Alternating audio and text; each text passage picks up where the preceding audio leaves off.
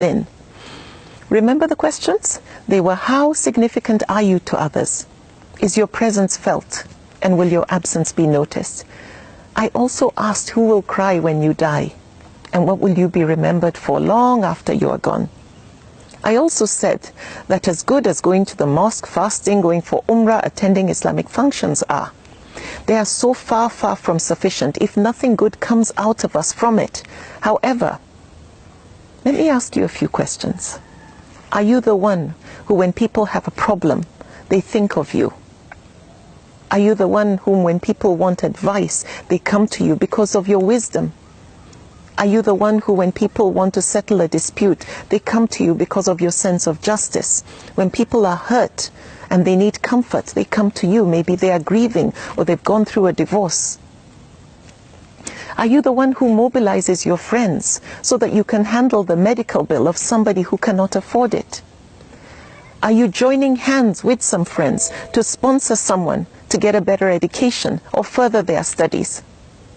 Now remember this. The deeds loved the most by Allah are those that are done regularly, even if they are small. Now we have enough ordinary people out there. I always say this. We have enough ordinary people out there doing ordinary things. Nothing. What we need is ordinary people doing small, extraordinary things. Now that would make you extraordinary. Are you the best neighbor in your neighborhood? Do you go and visit your sick neighbors, regardless of their religion or where they come from, like the Prophet ﷺ did? Do you encourage peaceful coexistence amongst people, amongst your neighbors and other colleagues and so on? Are you gifted with a voice and you use it to bring people closer to Allah through your recitations or songs or poetry? Or do you share your knowledge and wisdom through lectures with people with humility? Or do you organize events where people can come and learn and grow? Or do you volunteer to help at events, functions, Islamic functions and so on, or at your local mosque or community center? Now, I was inspired when I traveled recently to give a lecture by a dynamic lady who had established what's called a street kitchen, where she feeds so many people without charging them a dime. And those people are both Muslims and non-Muslims. What I discovered from what she shared with me is that she had gone through a terrible divorce and was going through depression, and then she decided to do this. And the distraction has brought her so much fulfillment. To get away from the hurt, she turned her hurt into healing. And most importantly, she's being significant. There's no reward for being useful to others other than peace of mind and contentment. And the deeds loved the most by Allah are those done regularly, however small. Everything I've mentioned are small, small deeds. And don't forget, we have enough ordinary people out there doing absolutely nothing. We need ordinary people doing small, significant things. Do you volunteer to counsel teenagers or be a mentor to them? Do you donate your time to give someone who doesn't seem to be too strong academically extra lessons? Do you give your time at an orphanage to read to them or just make them feel like part of a family, feel loved? Or are you somebody who goes and shares stories of everyday heroes through social media or through the media so that we celebrate people for what they do?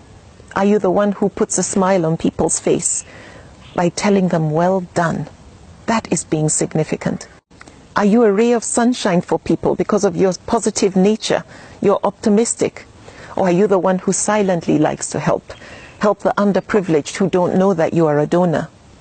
Or people and birds sit under the shade of a tree, enjoy the fruits and the shade, the coolness and the breeze, and they didn't know you were the one who planted that tree. The deeds loved the most by Allah are those done regularly, even if they are small. In other communities, when people mobilize their local community maybe to clean up litter, or speak up against some form of injustice or abuse, or assist people in times of crisis, or save an animal like a dog from thirst, or a cat that's stuck in a tree, they become heroes. They're on the news. People celebrate them.